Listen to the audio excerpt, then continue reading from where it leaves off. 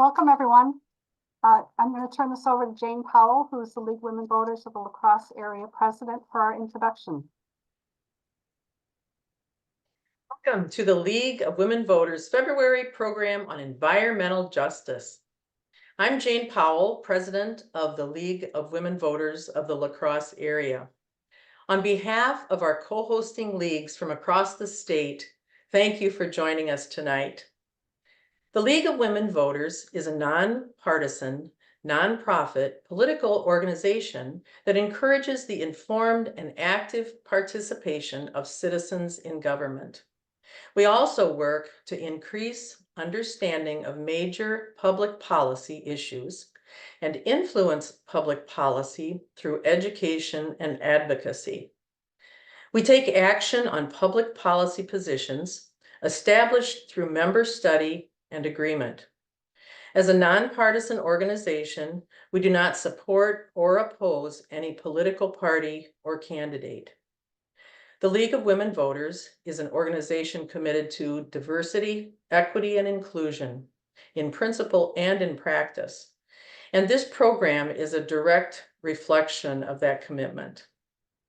Robin Schmidt, past president of our La Crosse League, will be introducing speakers in just a minute. But I want to remind you that this program is being recorded and a link will be shared with our co-hosting leagues on their websites for later viewing.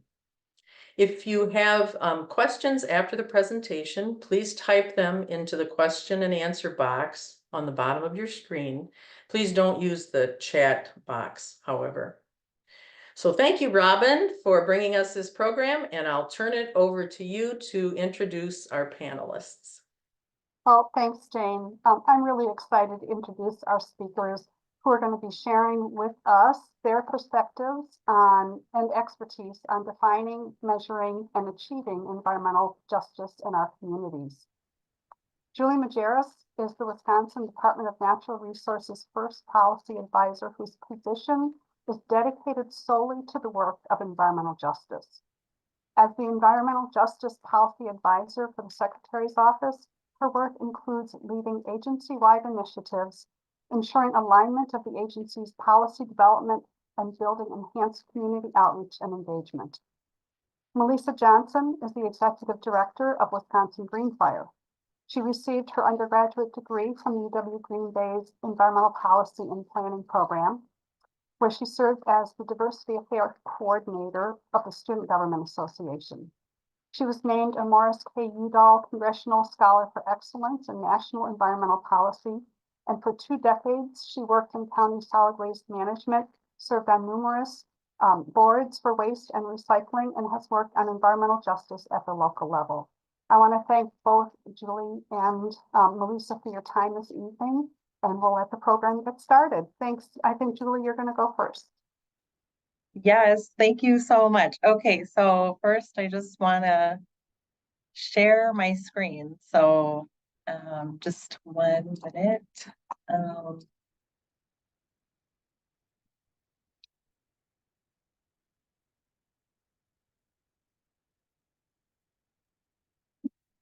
That's not working. Okay, are you seeing the presentation slides now? Okay, awesome. Okay, thank you so much for having me. Thank you for the kind introduction, Jane and Robin. But most importantly, thank you so much to the League for placing an emphasis on environmental justice as a priority. The goals for my presentation today is to review basic environmental justice principles, why environmental justice is important, and then do an overview of my role, which is relatively new here at the DNR, discuss some of the EJ work that's been happening in the DNR over the last year, and discuss together how we might shape environmental justice in our state of Wisconsin. So I'm going to start off the conversation just by noting that environmental justice and the need for equity is, of course, not a new concept. There are multiple resources available where you can learn more about the history of exclusionary practices, as well as the roots of resilience and vibrancy of the environmental justice movement, which began as early as 1968. I'm going to touch a little bit on that history today, but of course there's you can go do a much deeper dive and go deeper into the history, and there's so much more out there to learn. A couple of resources here that I can share afterwards. The EPA's environmental justice website is a great resource for the history. This is a little snapshot of a timeline that they have on that website. That's actually fun to go through. PBS, independent films, recently seems to just continue to produce more and more documentaries related specifically to environmental justice, exploring our history and the impact on decision-making that is happening in present day. So what does environmental justice mean? And more importantly, what does it mean to achieve environmental justice? Today, that's what we're going to look at in my intro, and looking at what that means nationally and in our own state. But really, I like to begin when I do talks both internally that I've been focusing on throughout the agency this year, but also externally with our stakeholders and in this shared conversation about what it means. We really have to begin with the why and the history behind why this is such an important issue. So the need for environmental justice is rooted in the systemic barriers that have led to current inequities. What do we mean by systemic barriers? I'm talking about land use and access in the United States that's really been highly influenced by racism and frankly unethical behavior throughout our history. These have led to disparities in health, socioeconomic success, homeownership, and access to green and blue spaces, all of which stem from historical marginalization and land-based exclusion from healthy environments and generational wealth. This slide and a couple of the next ones provide an overview of and some examples really of specific policies and practices that led to these preclusions. Of course, most of the concepts here are not new information, but it's important to view this history through the lens of its impact on access to land and how that access and our country's practices throughout history have resulted in disproportionate harm and cumulative impacts for historically marginalized communities. An example from the early 1900s, by 1910, African Americans had acquired actually more than 16 million acres of land. This is the most that they would ever own in the United States. Looking at our own state in the early 1900s, as Black communities entered Milwaukee, they entered a segregated housing market. Some of you may have be familiar with racial covenants, which were written into deeds which prevented land or homeowners from selling to Black or other ethnic communities. By 1928, about 50% of white-owned homes in the US had some sort of racially restrictive covenant. In 1948, the law made covenants unenforceable, but they actually continued to prevail through the 50s and 60s. You might be familiar with this because there's communities throughout the United States now that are working to write these out of their covenants, even though, of course, they're not enforceable at all these days. They still exist in some titles, and just because our work and equity, we don't want to have those remaining there, right? So there's a movement to have those removed. In the 1930s, federal housing agencies redlined Black neighborhoods, locking Black and immigrant families into crowded city centers while helping white communities relocate to suburbs away from industrial zones and air and water pollution. The Federal Housing Authority adopted maps like this one from Milwaukee. The red areas could not get a traditional home mortgage to purchase property. Redlining exacerbated poverty in the Black communities as they were shut out of the wealth accumulation accessed by white families through cheap home loans. Another example is the Urban Relocation Program of 1952. The Bureau of Indian Affairs promised Native families temporary housing and job counseling to lure them to urban areas and away from their homes. Those who moved faced racism and challenges in assimilation, and their move made conditions worse for the communities still living on the reservations, who then lost a significant part of their community all at once. Today, the majority of Native Americans actually live in urban or suburban areas.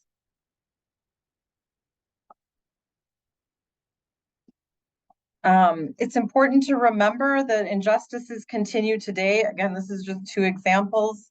The US maintains a higher incarceration rate than most developed countries, with significant disparities when it comes to incarceration of people of color. Sadly, in Wisconsin, the ratio of Black residents, for example, to white being incarcerated is almost 12-1, making us the top 3 worst in the country when it comes to incarceration disparity. Looking at communities living in rural areas, not until 1966 did Congress require employers to pay farm workers the federal minimum wage. To this day, farm workers remain excluded from federal overtime requirements, many states' workers' comp laws, and many occupational health and safety protections. So these exclusionary practices inevitably result in poverty and limited access to resources for education, healthcare, childcare, and the basic needs required to help families thrive. So connecting this all to how it becomes an environmental issue, now we have the data to demonstrate what the results of these practices are, and you can see how they've directly resulted in disproportionate environmental harm. So a few data points here. The first 2 in our own state, Wisconsin, lead poisoning rates for African-American children is 4 times that of white children. In a very recent study, Wisconsin was found to be 3rd worst in the country for racial disparities and exposure to harmful air pollution. And then looking at national research now, which there's an abundance of this related to environmental harm. A 2016 study, for example, found a consistent pattern over a 30-year period of placing hazardous waste facilities in neighborhoods where poor people or people of color live.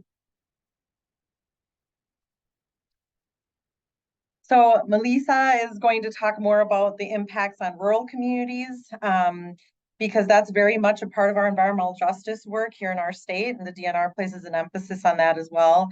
Here you have a summary of just some of the impacts specifically on those communities, talking about the limited access to healthcare, and some data points related to environmental harm as well. For example, 10% of private well samples exceed nitrate in agricultural and rural areas. That's at as high as 20 to 30%. So EPA talks about the cumulative effects of historical marginalization and disproportionate environmental harm. And so they talk about the cumulative effects of multiple environmental harms when it comes to air pollution, proximity to hazardous waste, and so forth.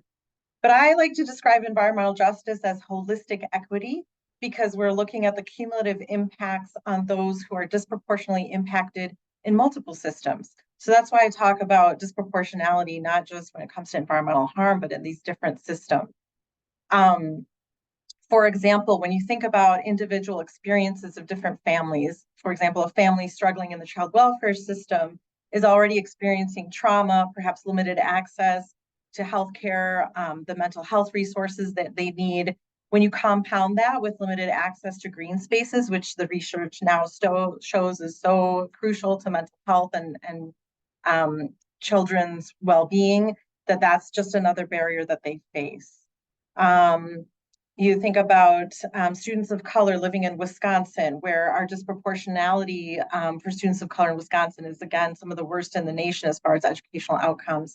A student living in Milwaukee who's maybe suffering from asthma and living in that in a polluted area, again, has another barrier just in that they face, compounding their challenges that they're experiencing at school. So now we get closer to formulating the concept of holistic equity for environmental justice and why it's important. It's the interrelation between systems and the importance of those systems working together. And the DNR acknowledges we are part of those systems. When families have limited access to clean air and water, this adds an additional burden that they must overcome in order to not just survive, but thrive.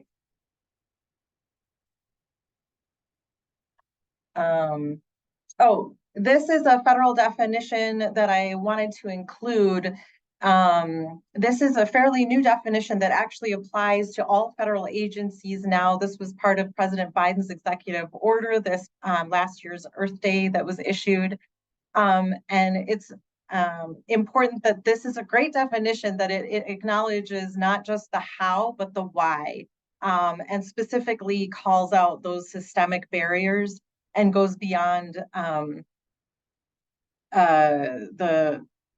it goes beyond to explicitly say that all are fully protected from adverse human health and environmental effects.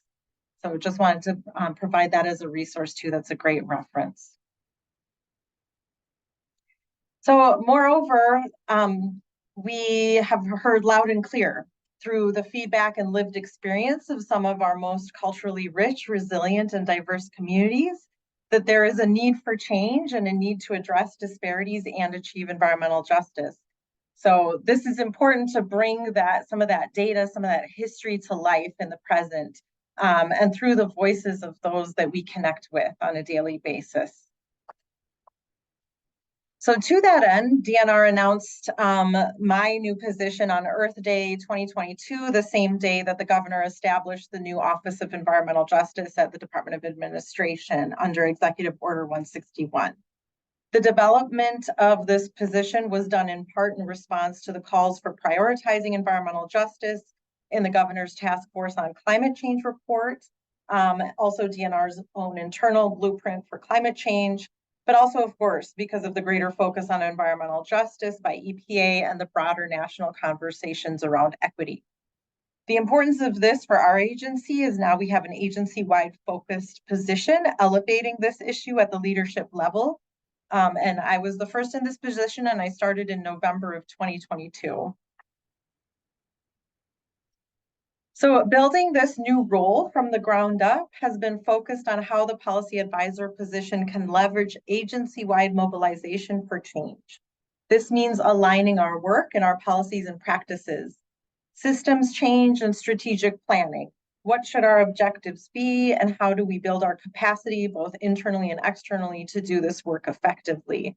And of course, there's been a strong focus on stakeholder engagement and relationship building, especially with those groups and partners with whom we have not historically been connected. Our work in year one has been focused on answering the question, how can we address known disparities through our program work?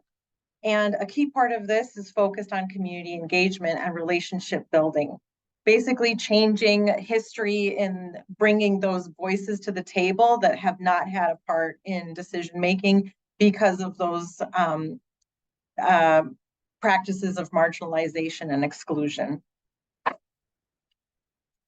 Our focus on outreach looks at what I've developed as 3 levels of community engagement.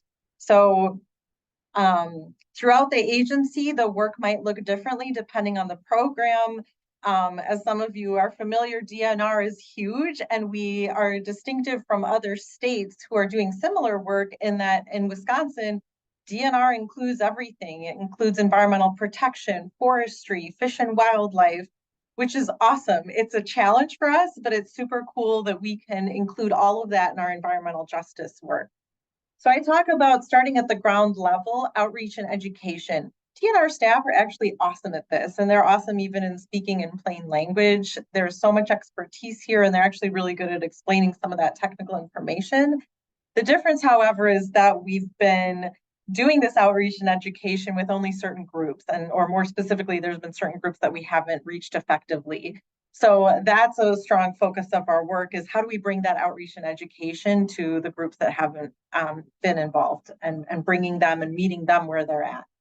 The second layer is comprehensively responding to community concerns. So beyond just basic outreach and education, when we have a neighborhood that's specifically concerned about perhaps contamination or pollution in their area, how do we develop ongoing dialogue and really comprehensive communication where they know who to turn to, they understand the issues, they know where they can go for information, and there's a trusted relationship, which is really bringing us to that third level, which is more of a cycle of developing that ongoing dialogue and feedback loop.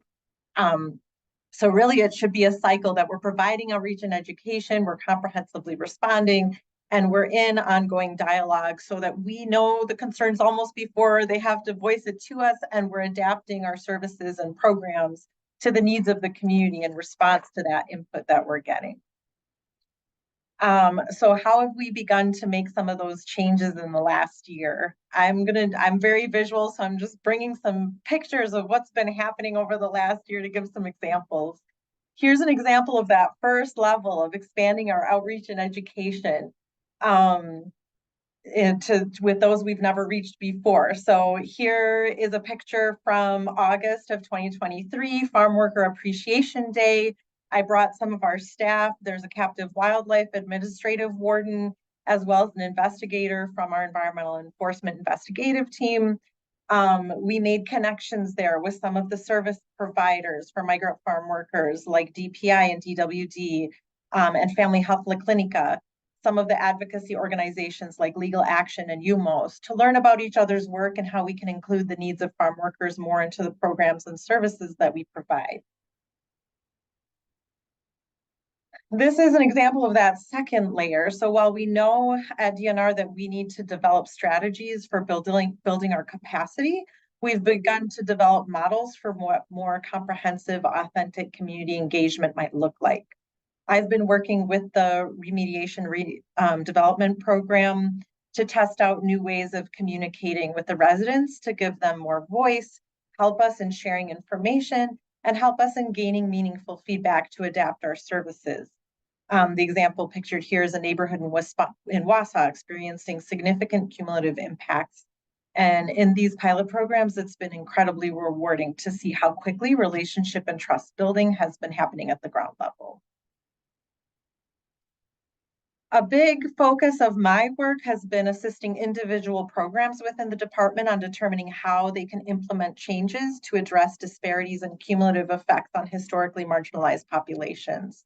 A great example of this is the SCORP, the Statewide Comprehensive Outdoor Recreation Plan. How does that connect with environmental justice? Well, this is a plan that's required by the Park Service for our federal funding. We update the plan every 5 years with initiatives based on data collected regarding how Wisconsinites engage in outdoor recreation.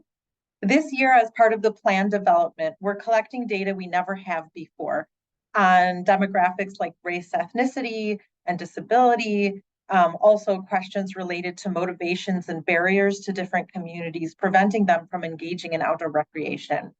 We're also including groups who have never had a seat at the table on the external SCORP advisory committee, such as the Urban Ecology Center, the Hmong American Friendship Association, 16th Street Health, and state agencies like DHS and DCF. This is just one example of a program finding ways to operate differently in order to support empowered communities, better share information, and gather meaningful feedback to inform our decision-making. Our agency's goals for 2024 are in large part focused on continuing to build upon our work from last year with a focus on some long-term strategic planning and further deepening our stakeholder relationship building. These are preliminary draft strategies that we've started to identify to achieve our goals. So just sharing those with you, and we're actually in the process of getting both internal and external feedback on this. And again, this is just the beginning of developing strategies. So thank you very much for your time. I'm looking forward to Melissa's topic and look forward to our discussion and question and answers.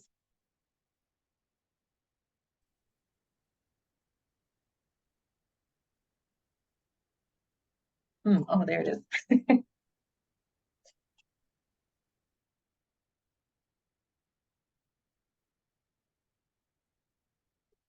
All right, and I think I'm going to try and screen share, and we'll see how that goes. I am going to apologize in advance, folks. My 8-year-old grandson, I think, decided to share influenza A with me. It's somewhat unpleasant, and it sounds like I've smoked a pack of Camels and been out all night. I have not done either. So I apologize, and if I need to take a drink of water, it is because of this not fun virus. There we go. And thanks, Julie. I appreciate your rundown on the what environmental justice is, the history. It's fascinating and sad, and unfortunately, I think it's what we've come to expect. That doesn't mean that we can't change it. And I appreciate that the governor and the DNR is working on this issue on a very comprehensive way, because we can't we can't start dismantling those structures unless we have the conversations about those, unless we understand them. I want to talk a little bit about reframing environmental justice, and I'll get to why I'm calling it that in just a minute. It really has it has to do with some practical conversations that I've had with folks, and I realized that maybe we were being a little too narrow, and if we broaden that, we can actually bring more people into environmental justice and help everybody achieve, you know, good health, good lifestyle, fresh water, clean air, all the things that we expect to have. Oh, and I've been the executive director a little bit less time than Julie's been at DNR. I've been the executive director at Greenfire since November 1st. It's been a whirlwind. So I'm loving the job, and I'll tell you a little bit more about Greenfire in a little bit. Why is framing important to this discussion? I use the word framing a lot because in my private life, I'm fairly politically involved. And I'll leave that aside because we're not talking politics here. I'm also very involved with the League of Women Voters and sit on the legislative committee. And how we frame discussions are always really, really important. George Lakoff talks about framing he's a linguist and he's got a lot of books out, but one of his most important books is Don't Think of an Elephant. So if I tell you, don't think of an elephant, what do? You think of an elephant. So it is how we communicate, and that those unspoken automatic associations that we make in our brains. And we can't help it. We all have our biases. We all know that. Some are explicit, some are implicit. It's just the way our brains have been wired by the experiences of our lives. Now, many of you won't find this surprising, that research has found that human behavior is irrational. Surprise, surprise, surprise. And because human behavior and thought is irrational, we become very susceptible to framing. I had a neighbor once who bought a $400 bike. It was at a garage sale, and it was marked half price. The frame was that he was getting this magical deal, and they had all kinds of, you know, balloons on it. And the guy talked about he and his wife used to take it riding, but she had a stroke and they couldn't do it. It would be good for the relationship of any who bought it. My neighbor bought it, and guess what?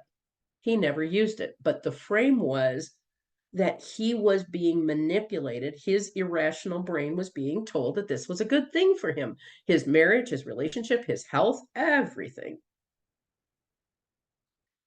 So when we think of environmental justice, the frame we often think of, and this isn't good or bad, we often think about poor, low-income neighborhoods, as Julie has already mentioned, adjacent to power plants or chemical plants. The petroleum industry in the South is predominantly in low-income, marginalized communities.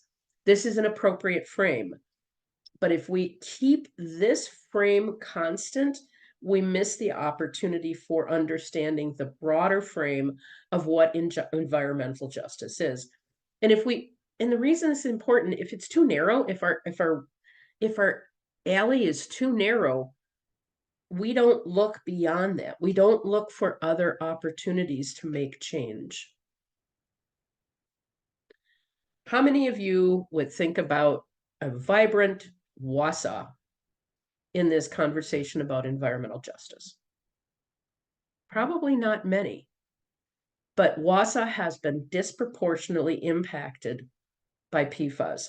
All 6 of their water wells, their service wells for municipal water sources, are contaminated, every single one of them. Unlike Marshfield has one of their service wells is contaminated, and they could shut it down and still supply water to their community. Wausau couldn't. They were disproportionately impacted. Now you're looking at this beautiful picture of the 400 block. I love the 400 block. It's a great place to commune with your friends, go listen to music, enjoy the good food around the square. However, or we wouldn't think about our beautiful Northwoods either, would we? When we think about environmental justice, we wouldn't think about the beautiful lakes and rivers, their beautiful forests. we wouldn't think about them in terms of environmental justice. However, the town of Stella in Oneida County, adjacent to the new Pelican River State Forest, yay, the town of Stella is disproportionately impacted by PFAS. Very small rural community.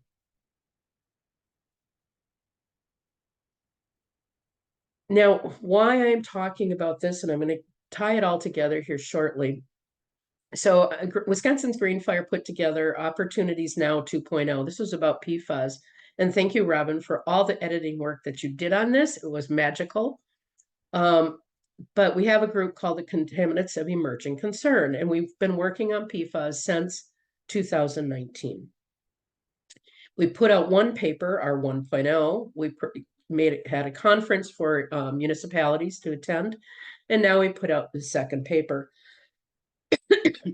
In the second paper, you'll see that conclusion. Low-income communities, communities of color, and otherwise vulnerable communities may be disproportionately exposed to PFAS. I had to fight to get that in there. And the way it happened was in a conversation with my colleagues, and I think Robin was probably on that call. I said, we need to have something about environmental justice in this document. I'm going to go back to that. We have to have something about environmental justice in this document.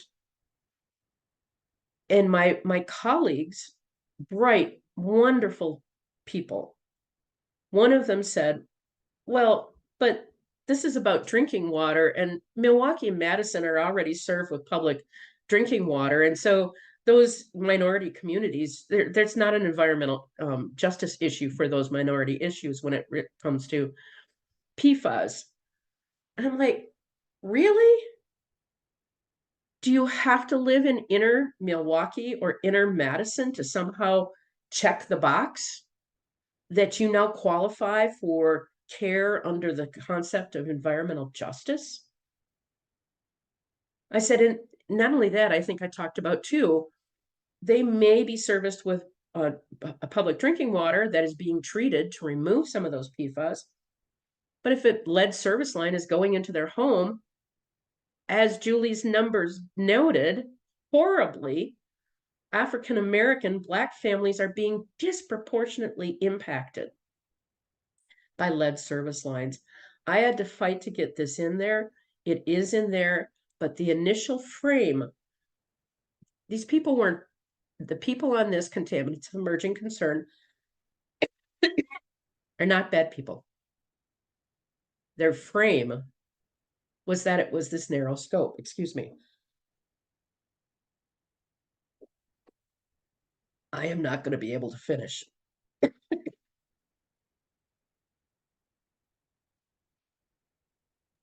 Melissa, I am if not. you just want to go through your slides and maybe not have as much discussion, Yeah. that might be helpful.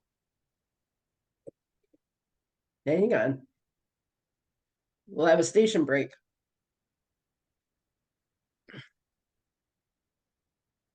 To give you an idea, Wausau has 2,733 homes that live below poverty.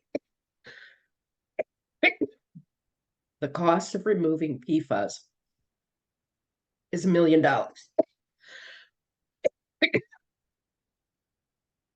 That frame, to me, means we have to start thinking more broadly about who is being disproportionately impacted by environmental harm. This is a one-time change out, one time. It does not include capital. It does not include operations.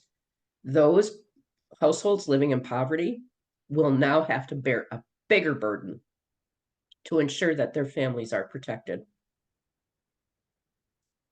To me, that's an incredible miscarriage of justice.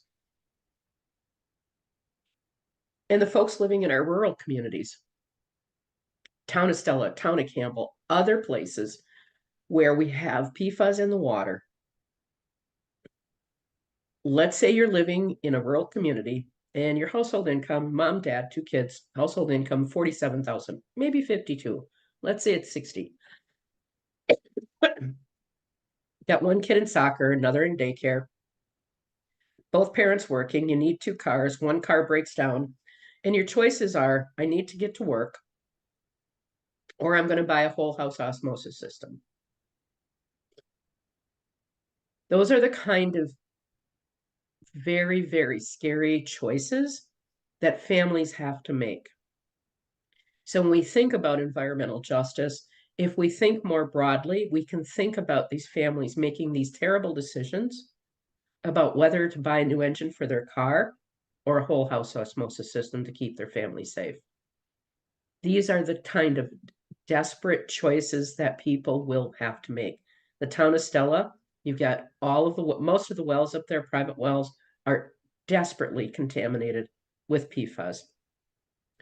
In Portage County, where I live, my dear, dear friends living out in the town of our village of Nelsonville, most wells contaminated with nitrates. I'm sorry. I am so sorry.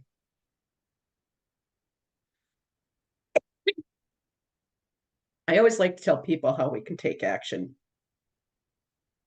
Here's another, and to me, this is an environmental justice issue. If you have only a few bucks to buy some pots and pans, you're going to buy what's cheap.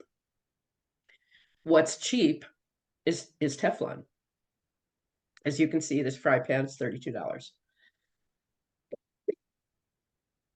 That family will fry their eggs, fry their hamburgers, and make all kinds of yummy food in that PFAS pan because it's cheap.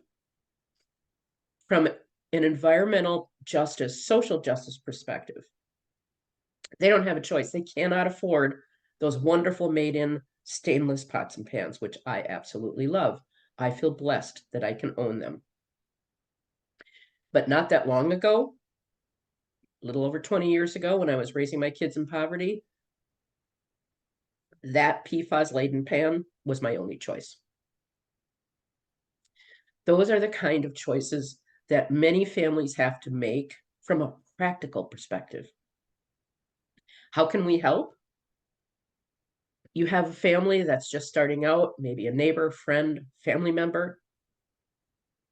Start buying them different pots and pans. I know it seems small, but the amount of PFAS that you're going to accumulate using that PFAS pan over the life of that pan, you will be able to save that family, those kids, those people in that household, that exposure limit. It is, to me, an easy, simple thing to do.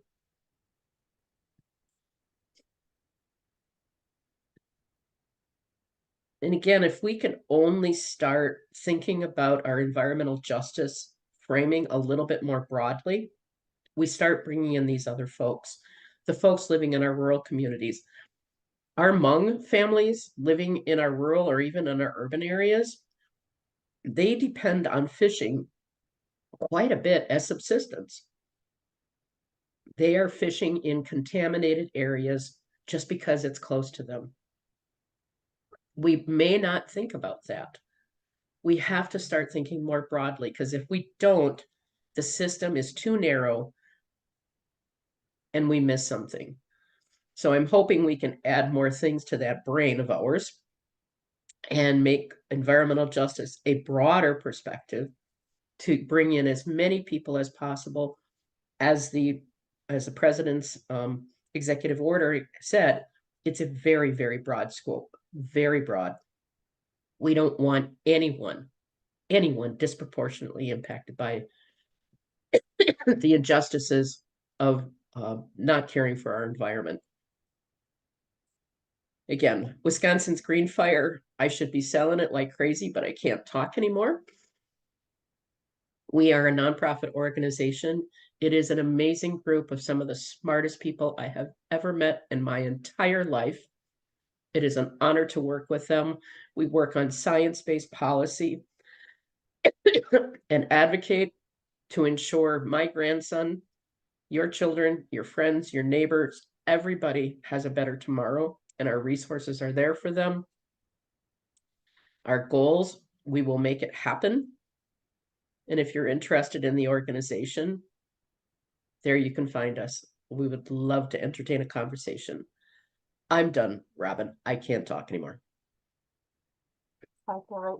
Thank you very much, Lisa, and I'm so sorry that you're not feeling well, and I'm glad to hear that you're on the road to recovery, even if you're still not sounding the best today. We just really appreciate your joining us, considering how those bugs can go around. So we're gonna have this now open for questions and answers. We do have a few questions that are in the question and answer box. I would ask the audience, if you have questions, please feel free to keep adding to those questions, and we will get to them. I have a couple questions before we get to the ones that are listed here. I have a couple questions that I'd like to ask, and I think Julie, you'll probably be bearing the brunt of most of the response. But my question kind of is a kind of lead into some of the questions that I'm seeing, and that is that how do we affect change at the local level of government when it comes to local decisions? Because zoning, land use, approvals of permits, things like that are very much of a local decision, and they have a huge impact on the communities within their jurisdiction.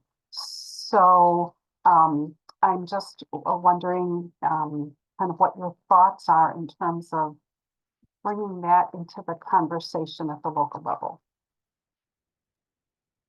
Yes, absolutely. And I think the other challenge with some of those local decision makings, especially around zoning and land use, is that there's often multiple agencies involved in those decision making, the permitting.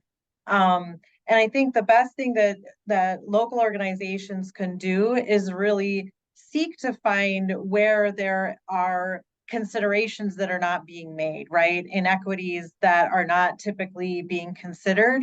So that's one, but then also doing what you can to involve those communities that are not historically at the table, whose voices are not necessarily being heard.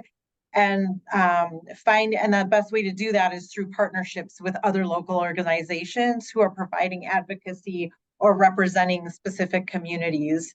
And it sounds simple, but again, like the examples that we have at DNR, where we've just started one conversation with an organization we've never really connected with before, within 5 minutes, there's so many points of connection, and we're coming up with solutions already. The solutions are going to come from the communities themselves, and the communities who are being disproportionately impacted.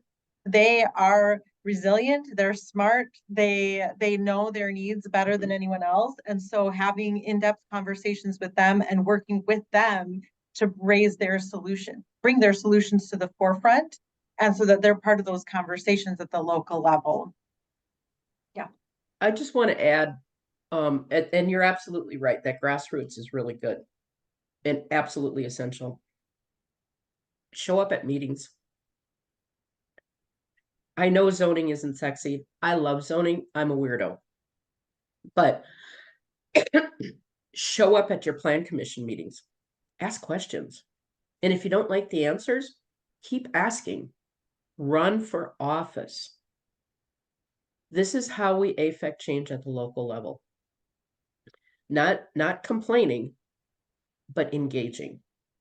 And if you don't understand what the local zoning code is telling you, then show up at the community development office and sit down with the planner and say, please explain it.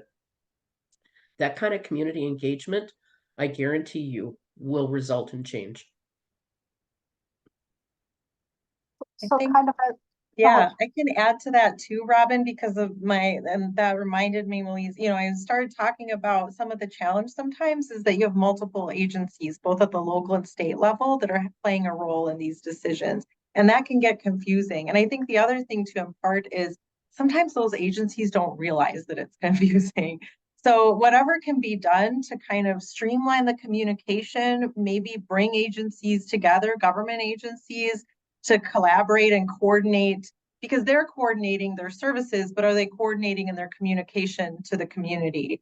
And sometimes it just takes a voice like explaining like, hey, this is the information we need. We don't quite understand it. And where should we go for these resources? So whatever is possible to do that kind of better comprehensive communication between agencies, I think is helpful. And some have the capacity to do that, some don't, but you have to at least ask, right?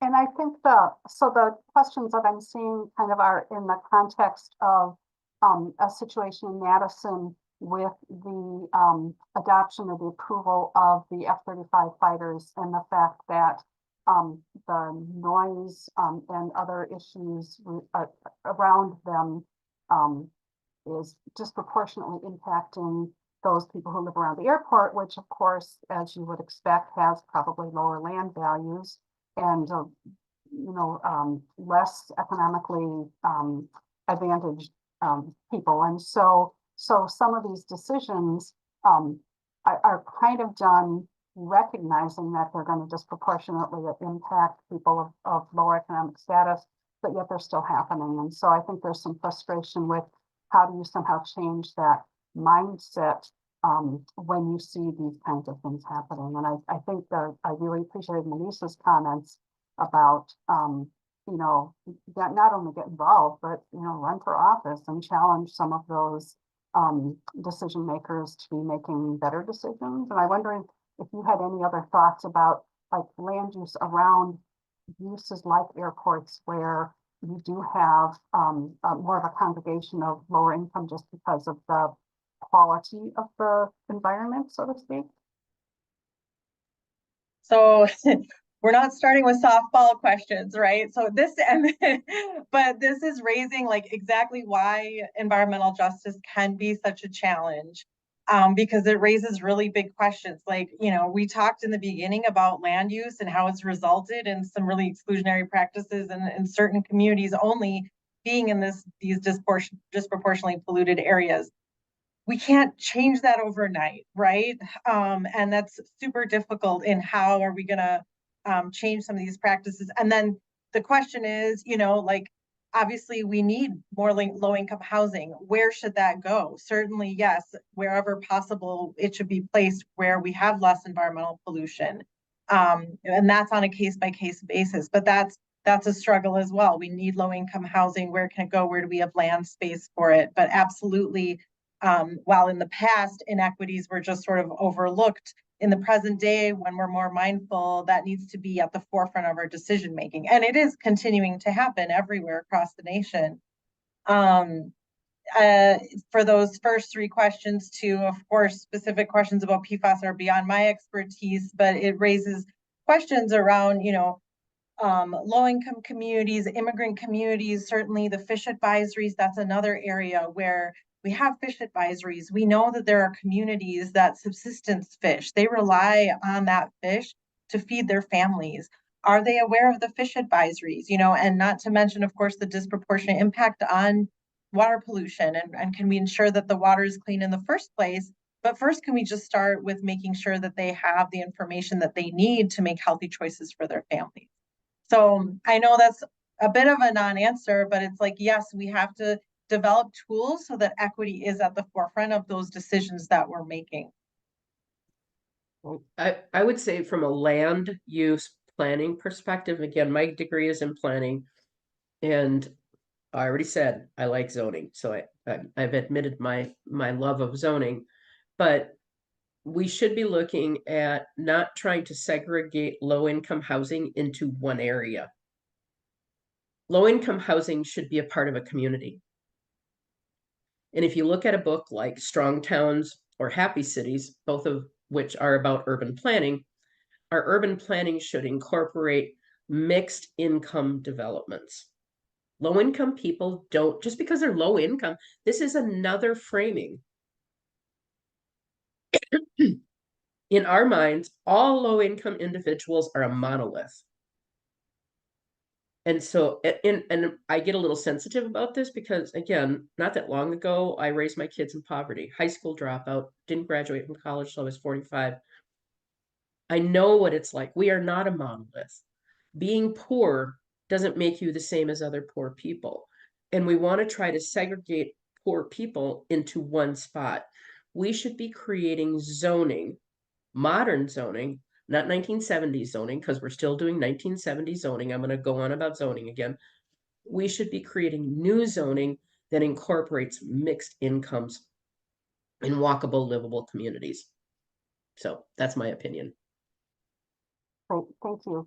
I'm gonna just skip around to some of these questions, as we go through here. And Melissa, just a quick question for you. I think it's a real practical. So Mhm. what's the best way to dispose of our PFAS cookware that we don't want to use anymore? Does it go into the landfill, or does it, like, what do we do with it? Yes, we just cycle it through the system. Landfills are amazing, repositories. At one point, when this first started emerging as a huge issue, about 2018, 19, and we didn't know what to do. And my folks over at DATCAP, who administer the Clean Sweep program, that's your household hazardous waste program, and many of us in solid waste would implement that through our Clean Sweep or hazardous waste collection programs. And they thought about doing a PFAS contaminated household product collection. And we concluded that we didn't have enough trucks in the state of Wisconsin to transport all that stuff. Unfortunately, it goes to landfills. It's just everywhere. Landfills are designed, our modern landfills are not perfect. However, they are designed to protect human health and the environment through multiple systems. And for now, it is the best system we have.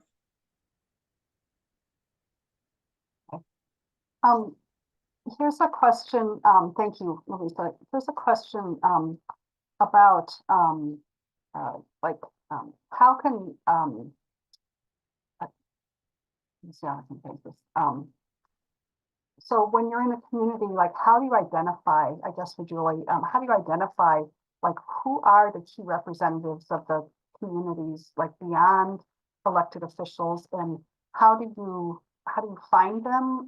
Who are they? And there was also a question about just asking you specifically with, if you could just kind of share with us some of the organizations you're working with now, so that people get a sense of, like, the types of organizations. Yes, those are both really great questions. And I guess in my discussion, I didn't share that much about my background, but this is part of why I do talk about my background and when speaking with external stakeholders, because it does play a role in kind of explaining the new lens through which we're trying to look at DNR. So I've been at DNR for just over a year. I don't come here with an environmental management or protection background or a science background. My background is in public advocacy and social justice. So I began as a public defender for 3 years. That was in practice, I represented both adults as well as children in the child welfare and justice systems. I worked in policy and legislation for the Child Welfare Division of the Department of Children and Families. And then more recently, I was at the Department of Public Instruction, where I ran the migrant education program and also focused on educational stability for students in foster care. I say all that because part of what we're doing at DNR to connect with different organizations is based on my experience and the networks that I've built over time, not just me personally, but because I have this background and are familiar with some of the other state agencies who have networks, some of the local organizations, some of the service organizations who have connections in local communities, because you really need to start with a trusted messenger to whom you have a connection with. And that's the other challenge with doing effective outreach and engagement, is that you can't just simply cold call an organization that's representing Hmong American fishermen, right? And say, hey, we'd like to do some outreach, because especially some of the experience of certain marginalized communities, especially that call coming from a government agency, is not going to be effective. But more importantly, it's not a way to build trust. It wouldn't be a way to build trust with any entity or community, right? So building upon some of the networks that I'm bringing to the agency, but not just like the networks that already exist, but like, how do you build those networks, right? So my experience in doing that sort of systems change and community engagement and relationship building. So to answer the more specific question, some of the groups that we've already connected with, So in Milwaukee, we work with Walnut Way, 16th Street Health, the Urban Ecology Center. These are some of the groups that actually we had some touch points on in the past, but we're really starting to build our relationship there. In Wausau, the Hmong American, the Hmong and Hispanic Communications Network that's affiliated with the Medical College of Wisconsin, and WIPS, the Wisconsin Institute for Public and Policy Service, is doing a lot of amazing work, not just in Wausau, but in 8 counties in central Wisconsin, with both the Hmong communities, the Hispanic communities, as well as rural communities through the Rural Resiliency Network. And so we're just slowly building those relationships across the state. In the Appleton area, Long Vu and the Hmong, New Hmong Professionals. Inclusion in the Outdoors is a new group based in Appleton as well. We've made some significant connections with New North and their new DEI specialist, Juan Corpus, who New North will now be a fiscal agent for us to actualize a community advocacy coalition for the Green Bay area of concern. So just slowly building relationships, and usually through those relationships, you're able to build further. So to answer the question of like how, again, start with the first trusted messenger, right? So and look at your community. Usually there are organizations within almost any local community that's representing different groups. So just starting to talk about it, go to the public library, go to the places that serve communities that are often marginalized, the shelters, the talk, and you know who will always know it is your local either county health department or even human services like child welfare agencies. They know those groups because they need to. So that's a good place to start as well. But again, going through them, not just immediately trying to reach out to communities, but going through trusted messengers so you can build that relationship, share information. And remember that first and foremost, you're there to learn from them because we all have a lot to learn from those communities and what are the solutions and what are the needs. I have another question. I'm kind of morphing the kind of gist of what several questions here are, and that relates to economically disadvantaged communities by projects that actually provide economic benefit to the community by their existence. So whether it be some type of a factory, or whether it be some type of a processing plant, or whether it be an airport with a new user, you know, there's economic,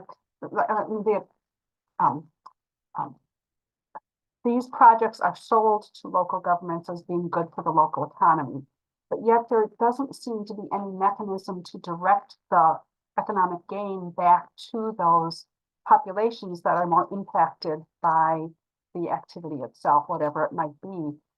Have you heard of any programs or any areas where there is targeted funding going to alleviate concern, like whether it be helping with noise pollution or helping with you know, better water quality or things like that, that link kind of that economic growth to minimizing impacts from an environmental justice perspective?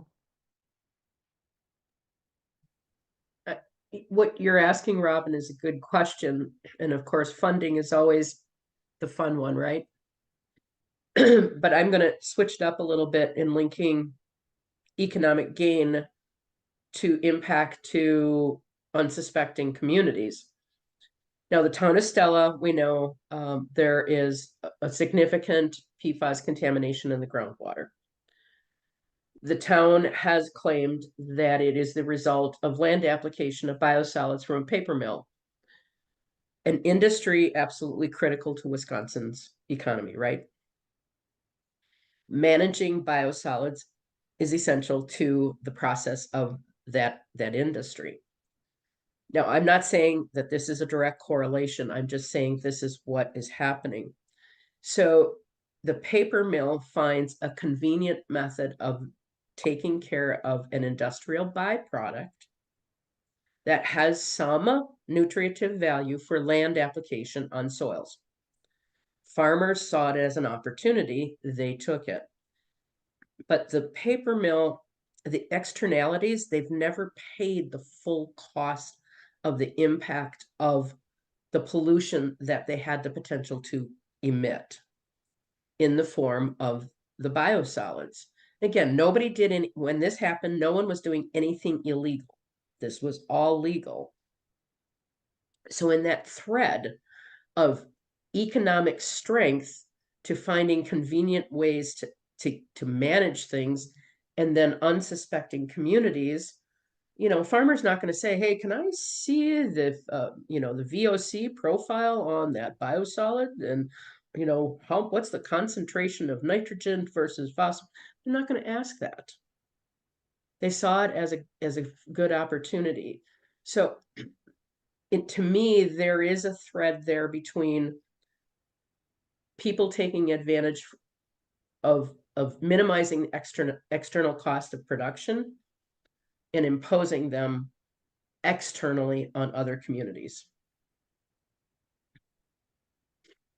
So And what's the again, one more solution? disclaimer, I'm not saying that paper Yeah. mill did that. I No, don't I want to know, get no. brought into a lawsuit. Yeah, yeah. Yeah. No, I think that's a good example, even hypothetically, of the kinds of things that we see.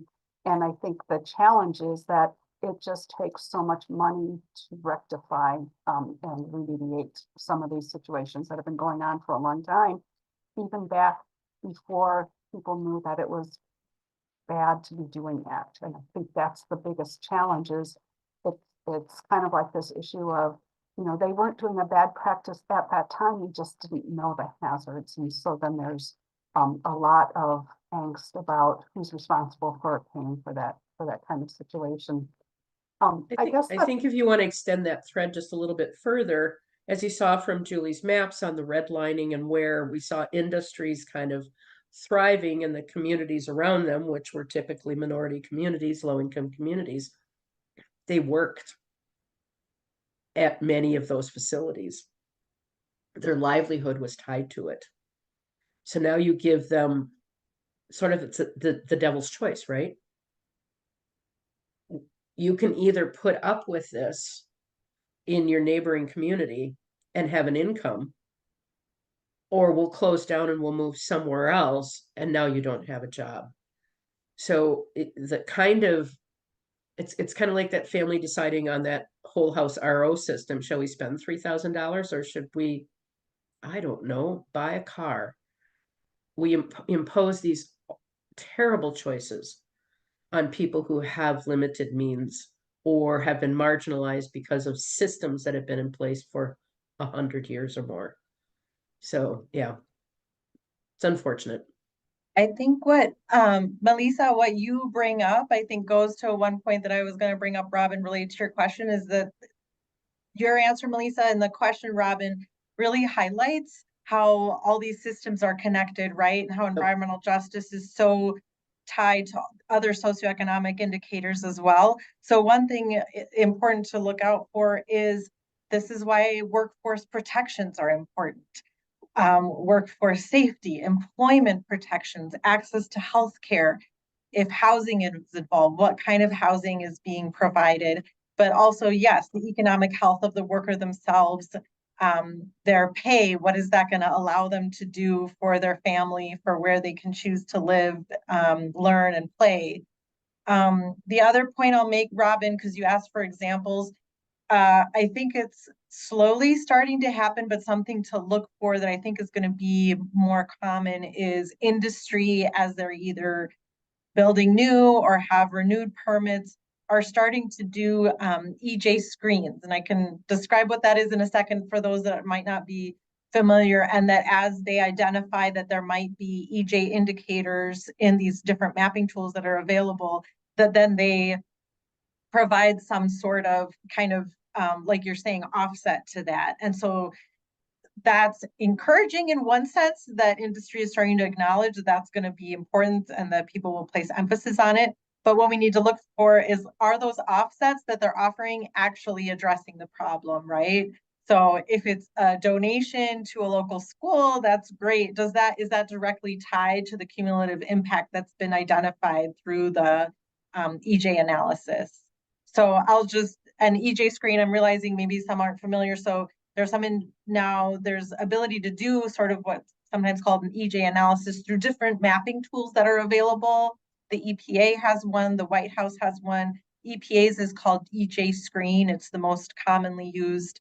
And really, it's these amazing GIS mapping tools where you can layer different data on top of a map anywhere in the US, and you're able to see both socioeconomic indicators, but then a variety of environmental indicators so that you can really see geographically where different impacts are happening, and then you can identify areas where there's cumulative impacts. So a community that's experiencing multiple environmental harms and hazards.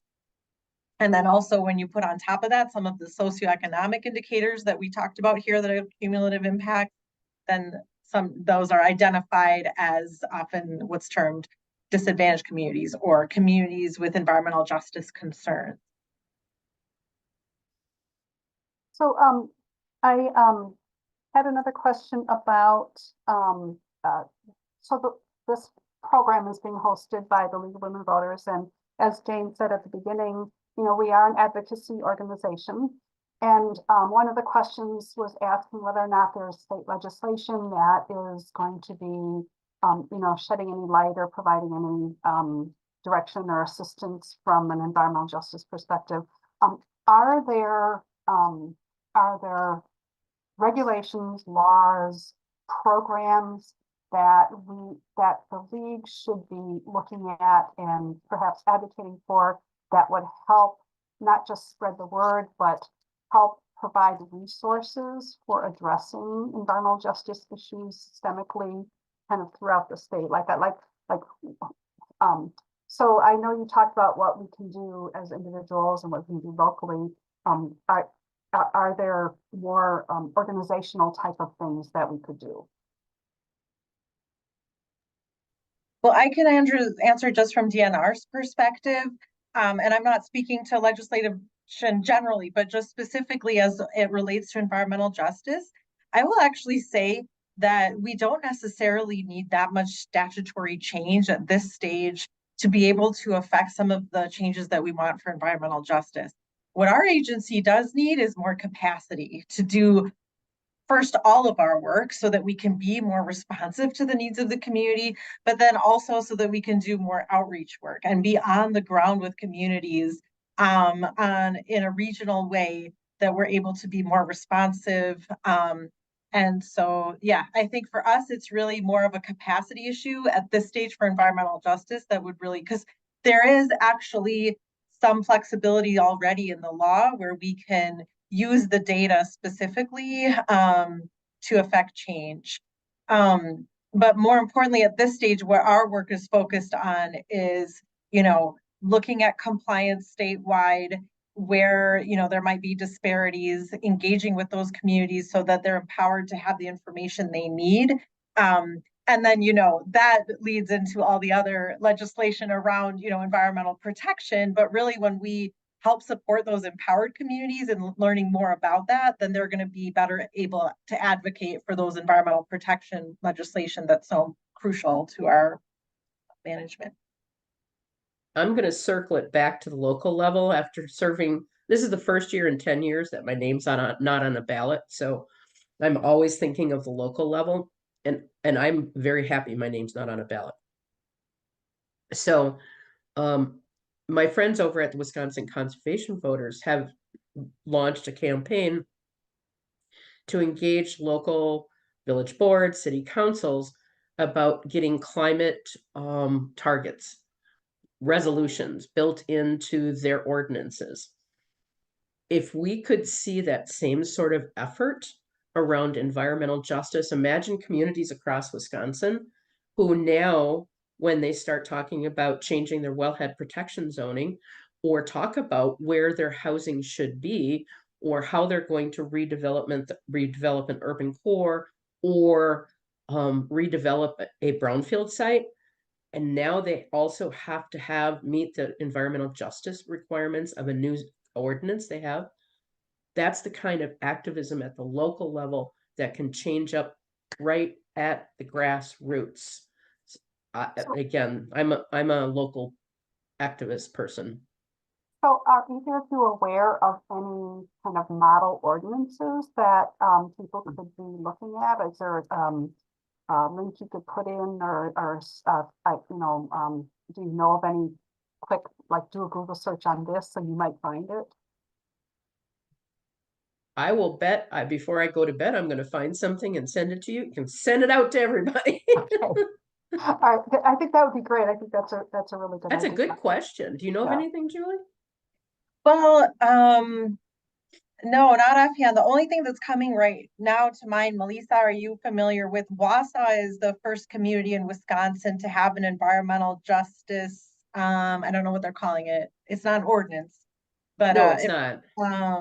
I'm trying. I think it's just like an advisory committee, isn't it?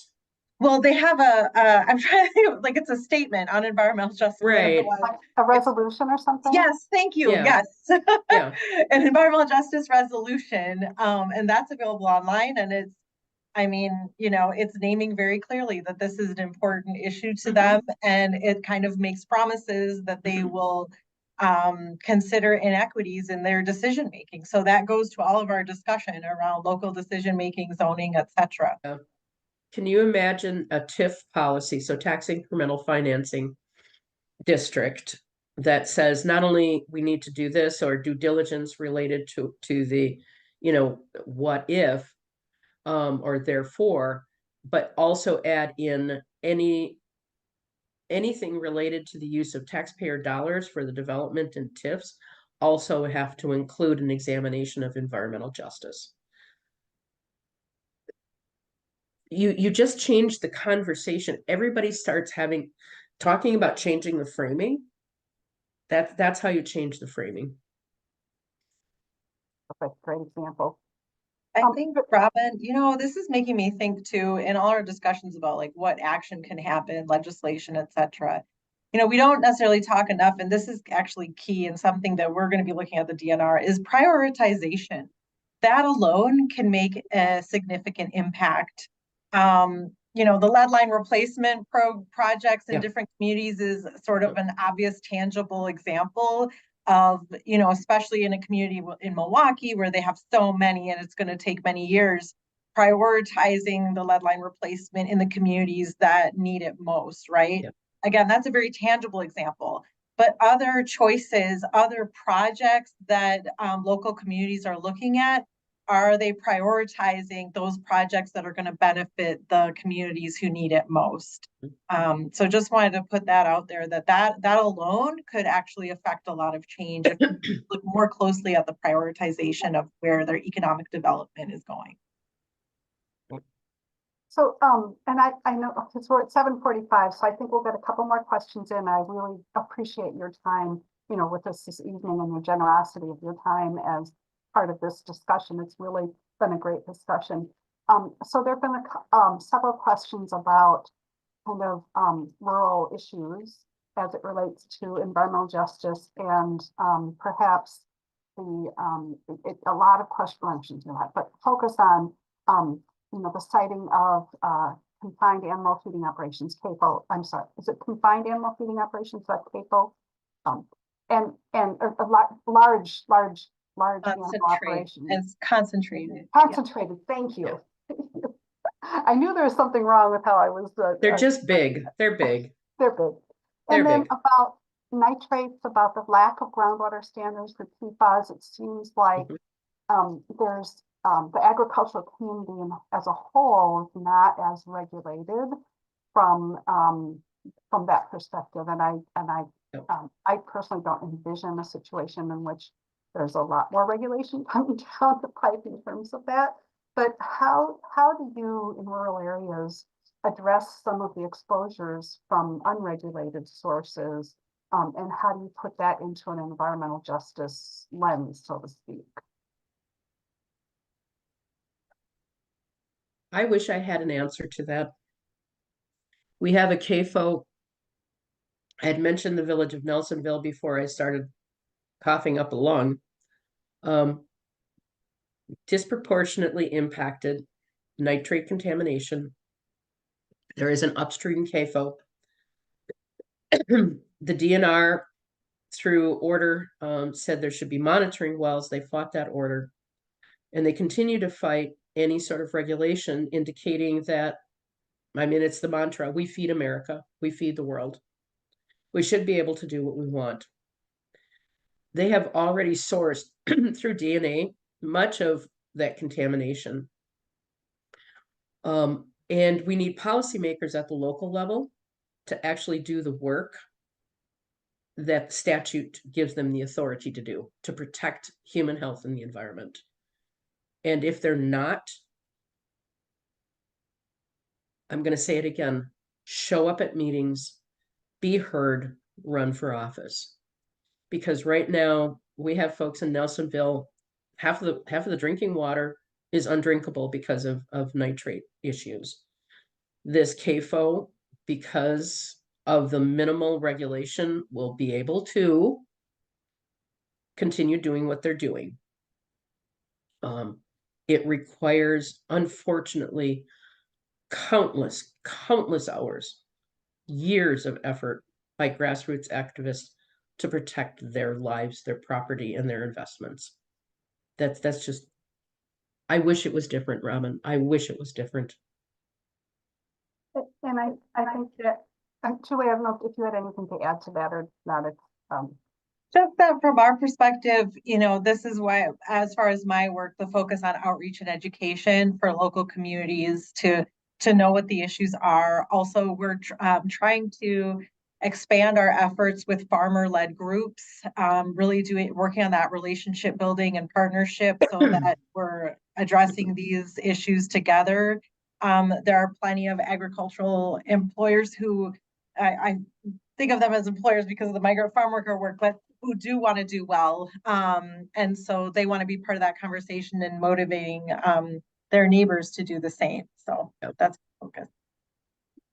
Wisconsin's Green Fire just was awarded a Natural Resources Conservation Service grant, and we are going to be working with farmers on nitrogen sequestration rather than having it, number one, minimizing, it's called a Farm Reward Grant. I'm trying to remember. Farm Sustainability Reward Grant. And it is about, instead of using excessive amount of nitrogen, it's expensive. Let's figure out how to use less. Let's figure out how to do better land management. Let's figure out a system that can engage you. Let's solve the problem upstream so that my dear friend Lisa, who lives in Nelsonville, doesn't have to spend 24/7 trying to figure out how to protect her family. appreciate that.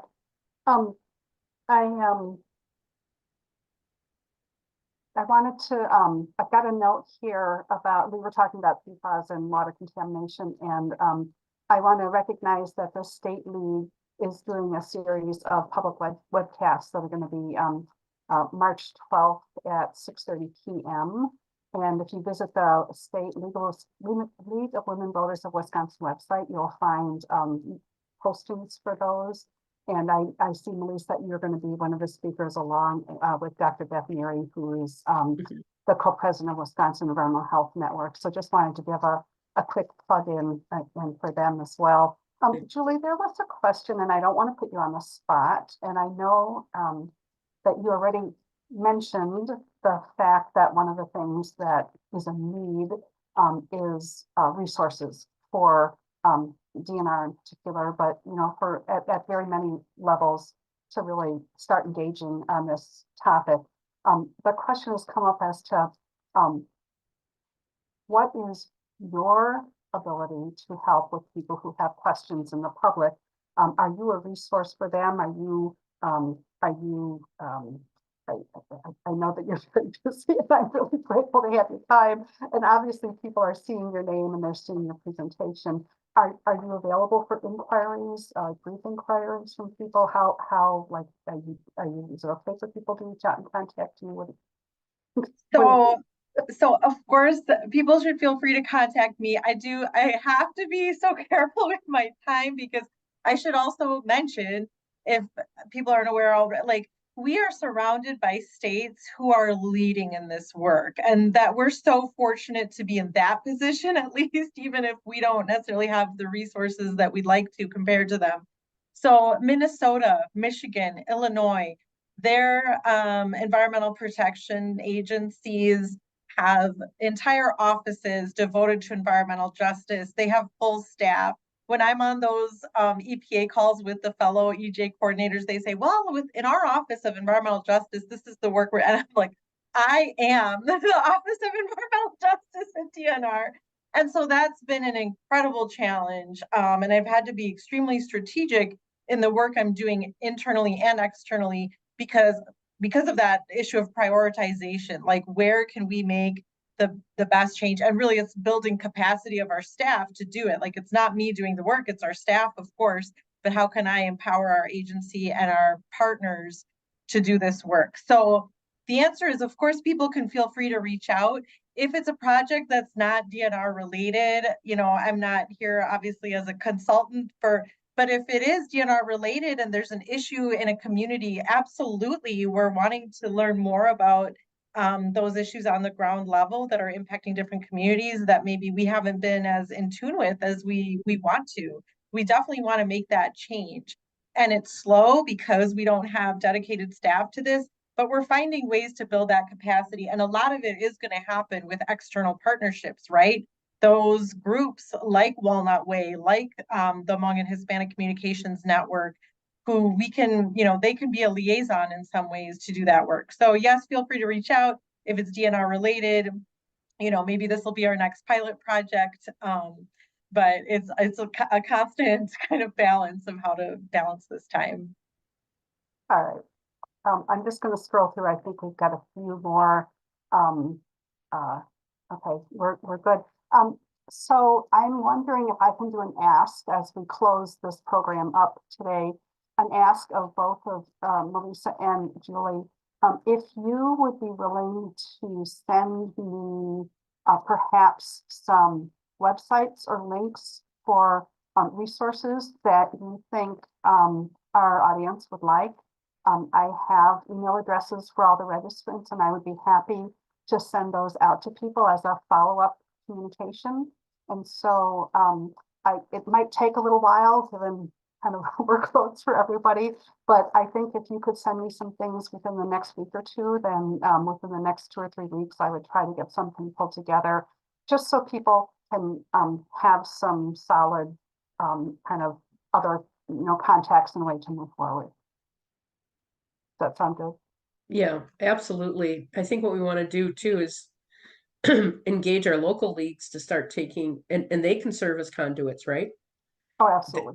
They're in our communities and they can serve as the conduit for some of that grassroots organizing around this very topic. I say that as a league member. So Stevens Point area, just saying. Well, thank you. I want to express my personal thanks to you and also to the people who have registered. I think I'm going to turn it over to Jane to make some closing statements, but really this was so informative, and obviously we had great turnout and great interest in this topic. And again, thank you so much. Jane, I'm going to go ahead and turn it over to you.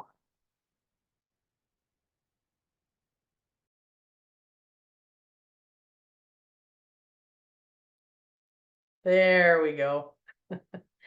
Thank you very much, Julie and Melissa, for bringing this great wealth of information. It's really opened my eyes to, I was thinking environmental justice. I was just thinking PFAS and airports, but that's way more than that. So thank you for bringing this to us. I think at the local league, I think of Observer Corps in the local leagues where we observe the local community government meetings. That can be informational for our local leagues, and then our programming during the year for highlighting some of this information. So lots of good information here.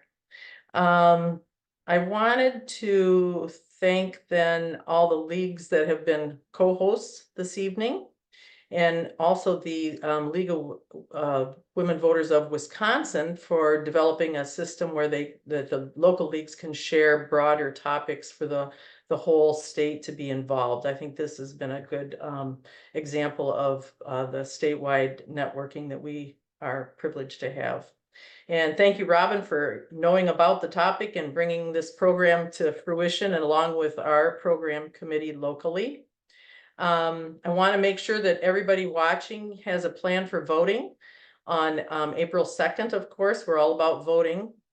And so also then look at vote411.org to look up your candidates and information on the ballots, so you're a good informed voter. Thank you to everybody that joined in this evening. I wanted to mention that in the La Crosse area, our next program is March 5th at the University of La Crosse, and we're going to be celebrating International Women's Day.